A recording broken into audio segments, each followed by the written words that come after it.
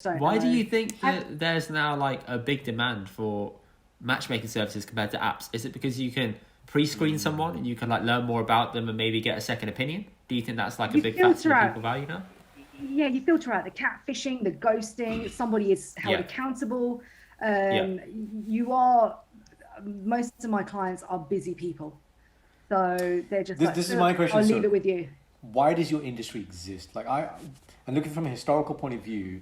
Is it harder for people to meet people now? Are they more fussy? Like, did people just accept what was given to them before, like the arranged marriage stuff? How does your industry exist? What has been the need, the catalyst, the impetus for this to exist?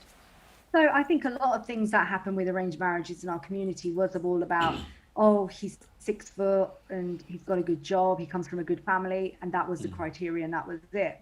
But Right. nowadays, our generation in this country, we're becoming more financially independent overall. We choose what we want to do with our money. We go on the holidays and things like that, Yeah. and we make our own decisions. And that in turn has created love marriages.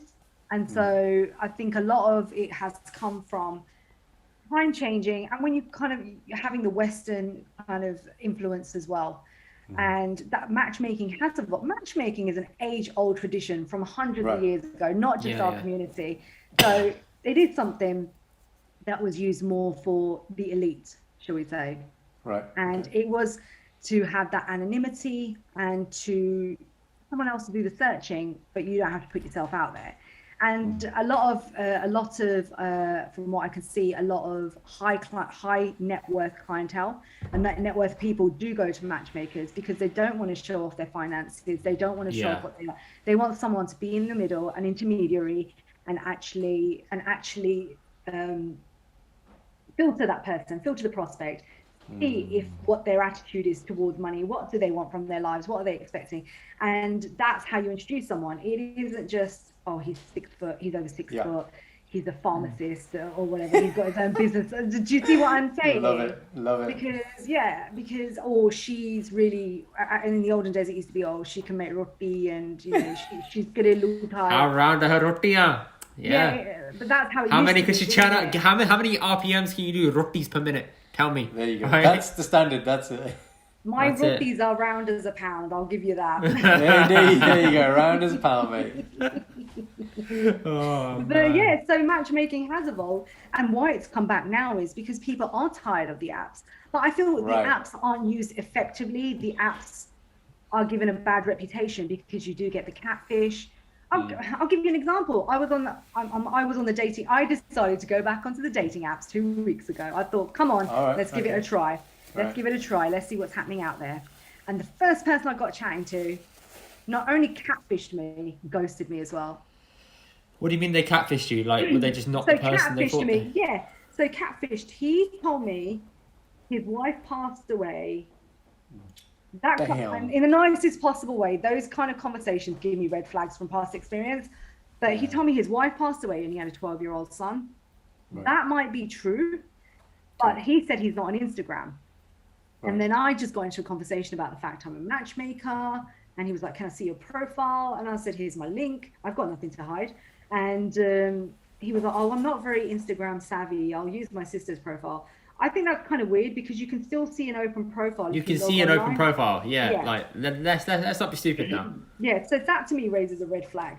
So I'm kind of smart. I was like, okay, here's my profile. I thought he's going to go through my story anyway. I'll clock the username. Yes. Clever. So I Clever. clocked it. He said, oh, wow, your profile's really cool, etc. I clocked the username. And he did, lo and behold, use his sister's profile. But his sister was only, or whoever that person was only following 2 people. And out of those 2 people, I thought, let's see who she's following. Obviously, she'll follow her brother. She was, this profile was following this guy, the one I was talking to. Certainly the photo I've seen. So he told me he lives in London. He has a 12-year-old son. He's an architect. Right. Okay. So I found this guy. He was Canadian. He was a high, like, premium car dealer. And he had thousands of followers and loads of reels and everything. And it was either he was using this guy's picture, and the names were different. He told me he was one name and this guy was another. But either he was pretending to be this guy or he was lying to me. And then we had a conversation, and then he just disappeared. What? I So don't understand these are the Wow. these are what's the he kind of gaining? What's things. he gaining from that? Exactly. I don't know what his intentions were.